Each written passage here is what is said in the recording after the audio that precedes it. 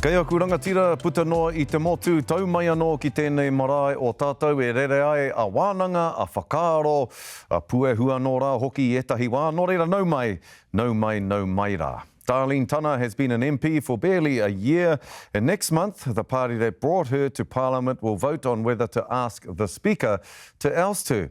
This week the High Court declined Darleen's application for judicial review of her suspension from the Green Party after claims migrant workers were exploited. The ruling effectively clears the way for the Greens to use the waka-jumping legislation to evict Darleen Tana from Parliament.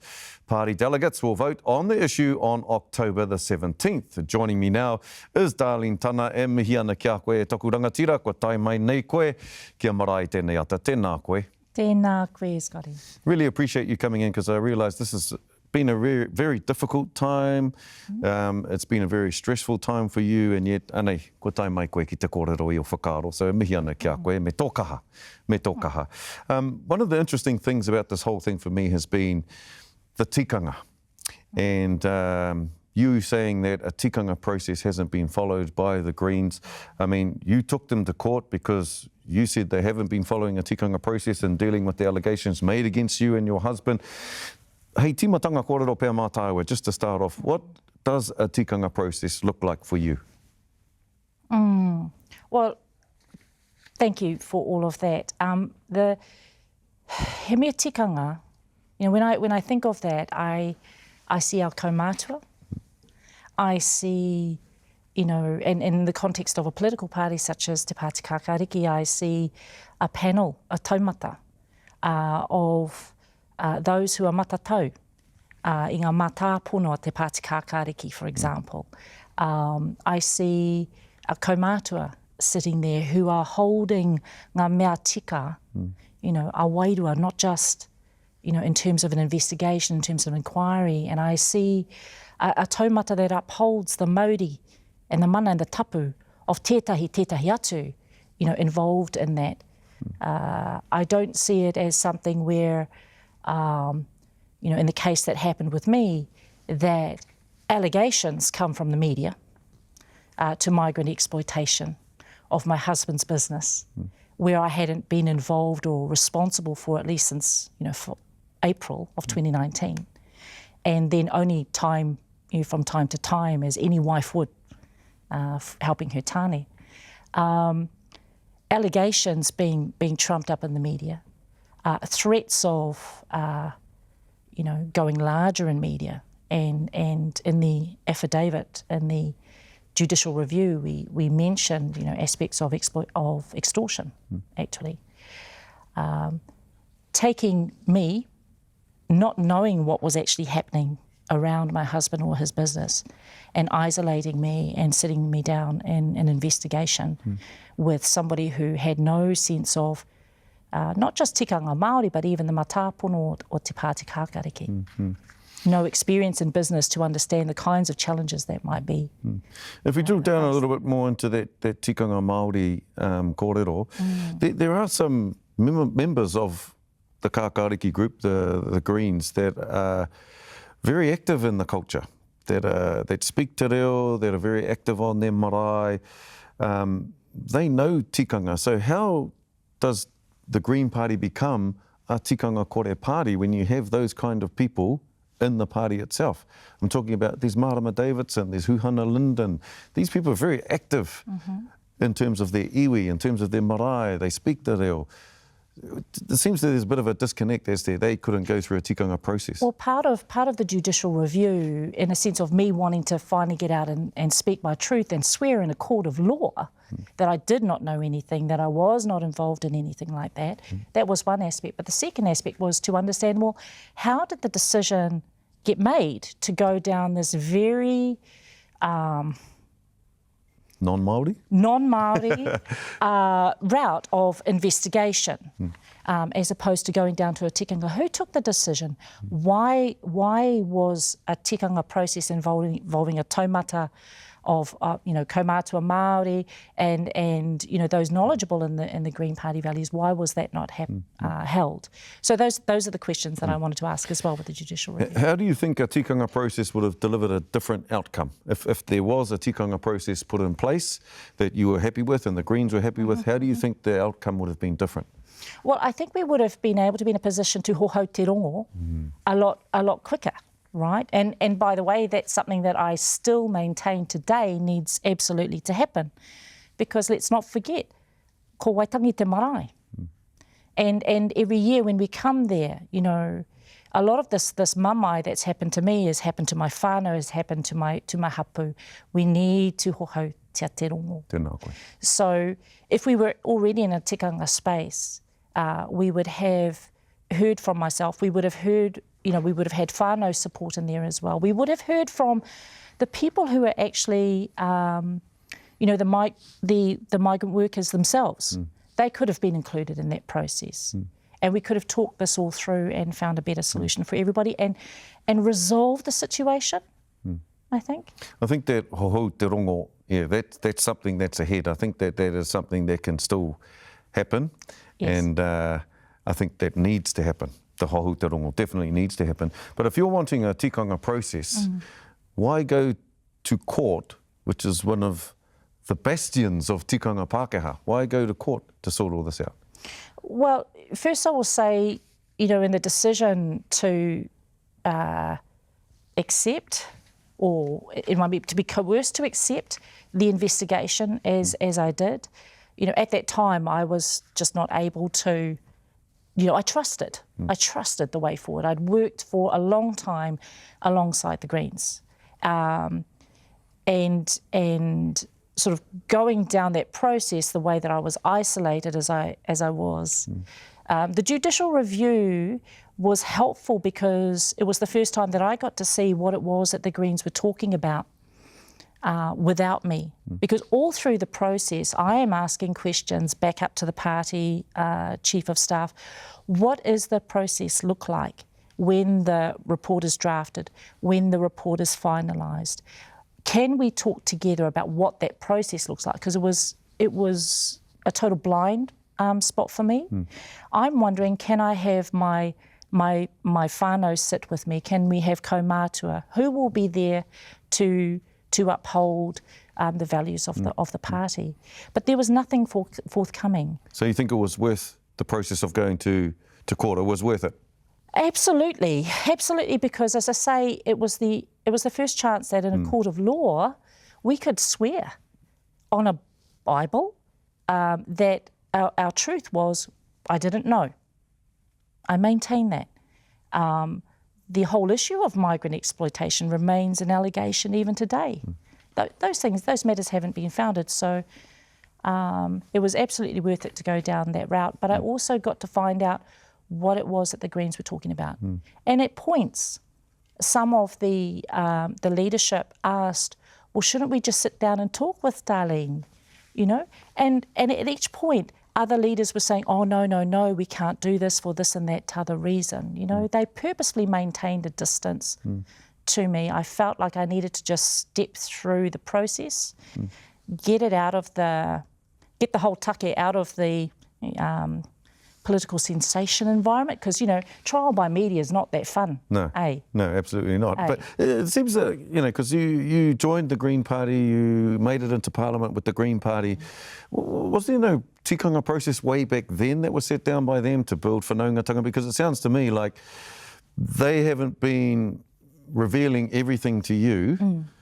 And if there was sort of a process of building whanaungatanga between all of the Greens and the new members of the Greens as you went into Parliament, that might have helped to be more kanohi, ki te kanohi focused, more pono in what was happening around you in these allegations of migrant exploitation. Was there anything like that at the beginning of your stay in Parliament with the Greens? Look, my journey with the Green Party, you know, goes back several years before even campaigning. And you know, I was once kai whakahaere for Māori members of the party, and prior to that was Dr. Elizabeth Kerekere, right? And So do they have tikanga process in place? Other tikanga process around? Look, I think everybody's on a journey. Yeah. That's what I want to say. We're all on a journey. With Elizabeth and myself, you know, the constitution within the party was changed. And I know that when I first arrived, and I can see their values, they uphold te tiriti, but what does that mean? Where do I see it in the way they take decisions? Where do I see it in their policies? And it was nowhere to be found. So we went through a whole process of, you know, a new constitution for the Greens, led out by Dr. Elizabeth Kerekere and backed up by myself, so that we could get our party to a stage where we could invite other Māori talent in, such as, you know, Huhana Linden, and I would even say, you know, Whananai Feso Collins at that point. But what we've seen play out is that, in spite of all of that, they're still going quite against their own values. I mean, with Elizabeth's ousting was particularly painful. I would have hoped that the party had learned something of how not to. But when it came to me and my situation, it was enough to just have allegations or a sniff of a controversy for them to slam me. You know, so that's... So you're probably asking, I hea te tautoko, I hea ngā kōrero pono, I hea enei ahuatanga, you know, i te wā o te huake o te raruraru, they sort of stepped away from you rather than stepping towards you. You know, it's part of the struggle that I had at that time, and part of the compassion too that I held for the party, because, you know, not long before we just lost our brother, and Golries as well all that time. So, you know, we're pretty titchy about things. So you mentioned your whānau a lot. What have they been saying to you? They say, Darleen, me wehe koe, or they're saying, Darleen, me whawhai tonu koe. What's been the advice from your whānau? My whānau have been extremely supportive. And, you know, my whānui, I would say, my hapu is very, very supportive. And, you know, I'm born and raised i te taitokero, and the people there know me, right? And they know that what has been alleged, it's just nowhere near. It's not possible. And I've been connecting with my whānau also Te Atiawa while I'm down in Pōneke, and they're behind me. You know, so everybody is telling me to stay. And you're going to stay as an independent. And so what do you hope to achieve by staying, by being an independent? Well, what do I hope to achieve by being Māori? You know, in that place. The world, Ewa, the world. Well, yeah, haka Māori tia te ao. Make everything normal. You know, think our connections into te tai ao. I mean, one of the things that keeps me motivated is I stay connected into te tai ao. You know, and that's in our whānau. We keep it real. I mean, I don't listen to much of the halabalu that's going on around me. I look at my whānau, I look at my kaumātua, I look at, you know, the Māori i te moana and the poverty that is there. And I go, okay, how do we help that from this space? So, yeah, what do I hope to achieve? Well, I am there, he wahine Māori, noi ho, kei roto i tērā whare, and just keeping it real. There's a lot of performance that goes on inside Parliament. It certainly is. And in the media as well, but, you know, behind the scenes, mahi ngātahi. I ki koe whakamāori tia te ao. Ai. And there's John Tamihere saying, no mai hara mai. Darleen Tana, haere mai ki te ropu toranga pū Māori, ki te pāti Māori, kei te tūwhera te kuaha.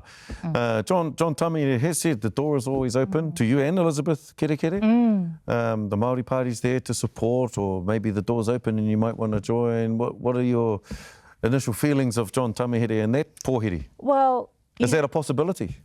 Oh, hey, anything's possible, right? So much is going on politically.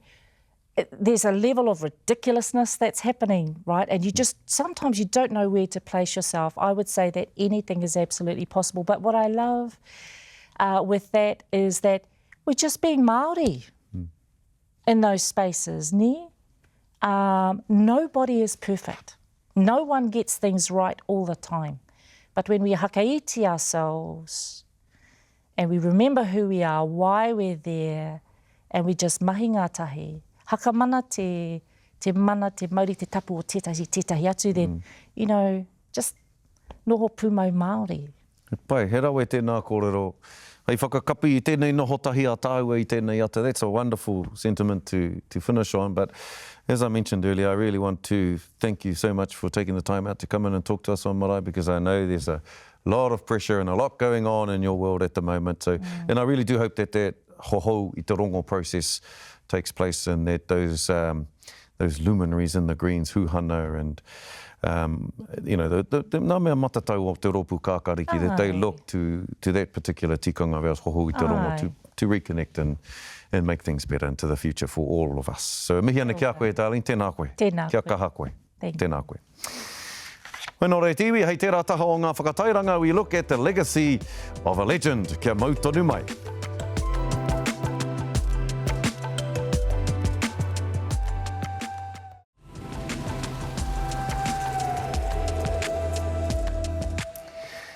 Hoki mai anō kia marae, Billy T. James is considered one of Aotearoa's greatest entertainers. He could sing, dance and act, but it's his comedy that most of us remember. Now, a new show takes a considered look at his legacy. Irena Smith headed to the Court Theatre to talk to Rutene Spooner, the man behind Be Like Billy. Kia ora, how are we doing? Good? There is no doubt that Rutene Spooner is an entertainer. Skills he honed doing kapa haka in te tairawhiti. You can have a hula hula, na hula hula hula, give me a Māori action song. His journey to centre stage began at Lytton High School in Gisborne. I met a new drama teacher who just come from the UK, and she found all these Māori students doing kapa haka, and she's like, oh, there's this also this thing of musical theatre. So I naively auditioned for a school and then studied, got my degree in musical theatre, which was a world I had no idea. It's got parallels to te ao haka in terms of like the form, but the world is completely different. So I kind of just like drowned in the world of musical theatre, and yeah, that's kind of how I got into this. Give me a Māori action song. Now, I have to confess straight off the bat that I never actually met Billy. In fact, I never actually saw Billy live and in person either. Despite being commissioned to write Be Like Billy back in 2017, Rutene felt he needed a bit more theatrical experience under his belt before he was ready to tackle an icon like Billy T. James.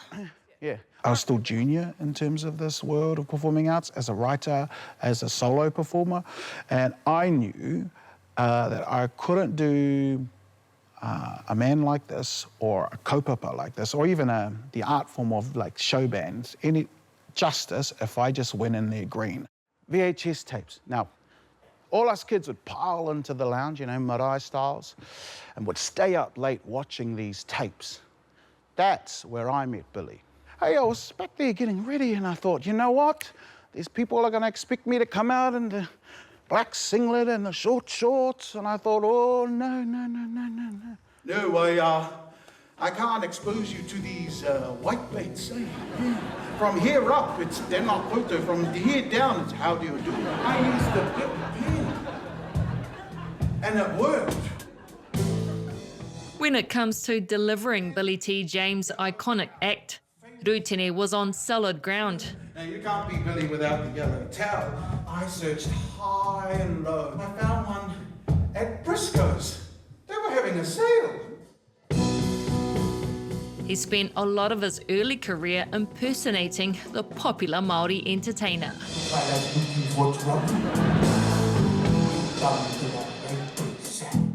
There was one point like his career, chucked me on a private jet just to get me to the gig. It was actually just before I got commissioned to write this show.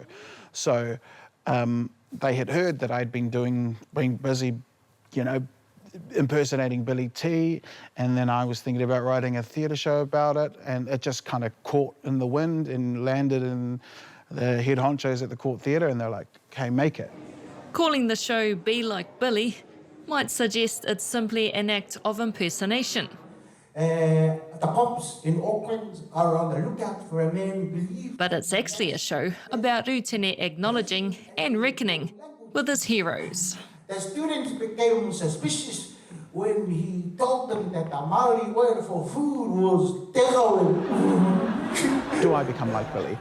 The first thing that I had to say to myself was like, and accept that I would never level up to Billy T. He momoia is so, I think, ahead of his time and absolutely was a powerhouse. So as soon as I clocked that for myself, I knew, cool, okay, I'm writing about the ability that I know and the ability that I learned. I studied his movements, his speech patterns, his laughter over and over and over again. You know, there is a reason why I stopped impersonating, and the show talks about that. The interesting kind of friction that happened within me, performing this material that at the time was dated in terms of its comment on race relations, and having been a product of kura kaupapa, kohanga reo. And so those two things, that friction, actually, that stopped me from continuing to be a Billy T impersonator. Right, let's roll out. I got a date with a girl named Georgie. She's got a $1 meat pie with my name on it. So the show talks about that discovery for me, and then the result for me going, he is a man, his material, his performance is a product of his time. So what are the products that I'm producing for my time? And I think Be Like Billy is, it's got the question mark because it's like, it's not so much following Billy T himself, but it's following his path. How much of that path do we want to follow and keep following? How much of it do we need to leave in the past? And how influenced by his path, where do I branch my own path off? So that's essentially what Be Like Billy is, yeah. This is my one, this. See this? It's a modified Land Rover gearbox. Got it? Yeah. And I'll tell you what, not only will this baby scoff up pork bones, fish heads and fish up cans, but if you drop a knife or a fork in it, you just slap it in the reverse and it'll spit the bloody thing straight back out of it. While developing the show, he reached out to Billy T. James's daughter, Cherie, to let her know what he was doing. I know people have probably taken him for a skate and really, in some eyes, like milked his material or milked his cope-ups and rode his coattails. Listen, let me tell you a little bit about myself tonight, folks. I'm part Maori, part Scottish. Makes it difficult. One half of me wants to get drunk, the other half doesn't want to pay for it. But I just said, this is my intention. And I think, yeah, there was like perhaps a bond over trying to be a good dad. Me trying to be a good dad and make good decisions. Here's where I'm at. Pea, he aua. Why don't you put one of these up at the front gate? Beware of the dog. Actually, it was supposed to be Dobermans, but I couldn't spell it.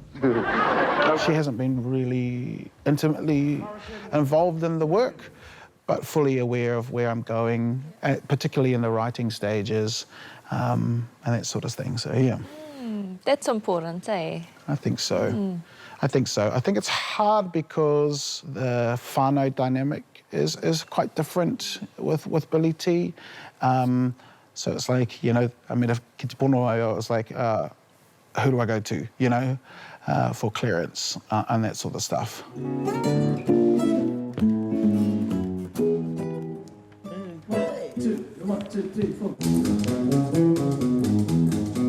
So, what does he hope the audience takes away from the show, apart from a good laugh and some music for the soul? I hope the audience, you know, feels the sense of nostalgia. We've been really conscious in the music and the textures of the music to really throw us back to that time.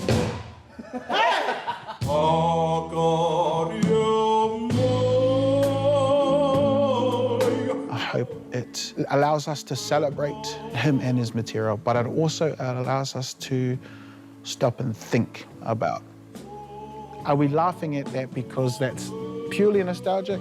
Who does that cost? Who does that affect? Are we laughing with or laughing at? And I know, you know, in the world of comedy that kind of questions it, but I think in the world of cabaret it's exactly that. Let's have a good time. Do you think we take ourselves too seriously as Māori? I think we can take ourselves too seriously sometimes. But I think we as Māori people are complex people, and I think we sometimes, oh, this is quite a bold statement, but sometimes we are too earnest and forget, or not forget, but need to be reminded that there is darkness and light. There is, you know, comedy and tragedy, and to, yeah, maybe not always be so duits, you know, playful, yeah. And let's be hautu too, you know.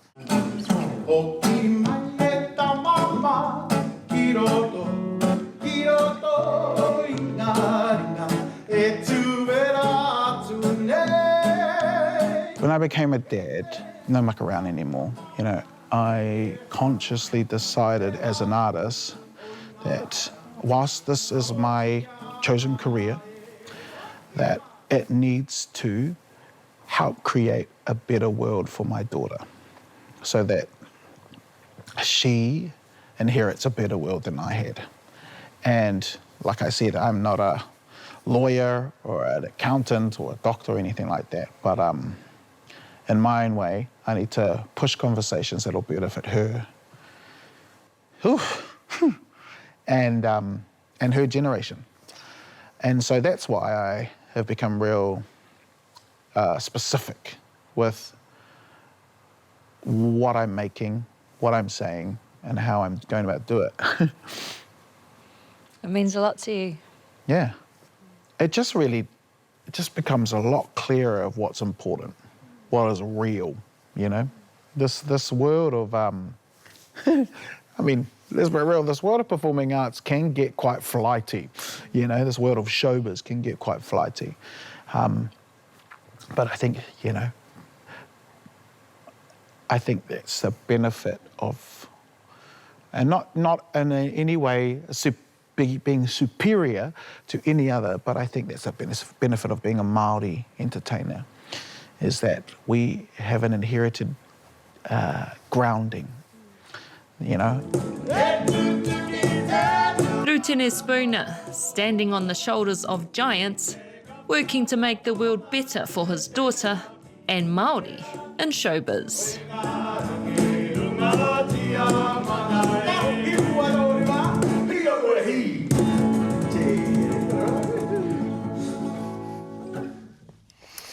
Nā tāhua e hoa, and you can catch Be Like Billy at the Tairāwhiti Arts Festival.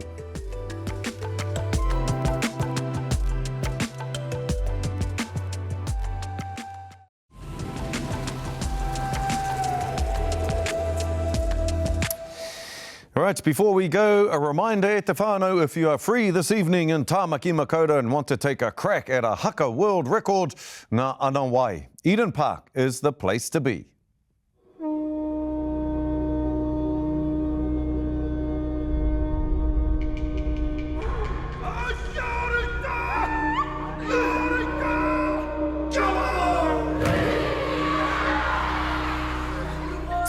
It'll be an evening to remember. 660 will be back from Europe and joining an amazing lineup of artists, including Alien Weaponry, Shea Fu, Kings, Ria Hall, Rob Ruha, Anika Moore and Holly Smith. You can find all the details on www.hakarecord.co.nz.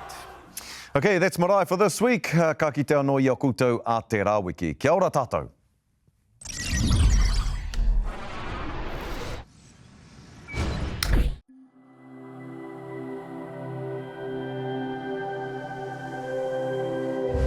Ko te reo, te take.